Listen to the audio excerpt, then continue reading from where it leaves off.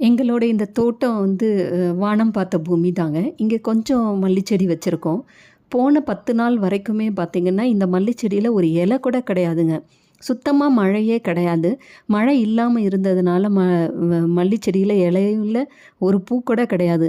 மழை பேஞ்சு ஒரு 4 நாள்லயே பார்த்திங்கன்னா, இலைக்கு ஈக்குவலா பூக்கள் வர ஆரம்பிச்சிருச்சுங்க. பார்த்ததும் ரொம்ப சந்தோஷமா இருந்தது. இதெல்லாம் நெறைய சுத்தம் பண்ண வேண்டியது இருக்கு. பட் ஆனாலும் சொல்றேன். இந்த செடிக்கு வந்து நாங்க எக்ஸ்ட்ரா எந்த உரமோ, இல்ல வேற எதுவுமே பண்றதில்ல. களை மட்டும் எடுத்து அது குழிய மட்டும் பெருசு பண்ணி விட்டுருவோம். எப்போ மழை வருதோ அந்த தண்ணிய வச்சு இந்த செடி வந்து நல்லா வளர்ந்துக்குங்க. இப்போதைக்கு வந்து இப்போ குட்டையா தான் இருக்கு. ஒரு 1 வருஷம் செடி இது.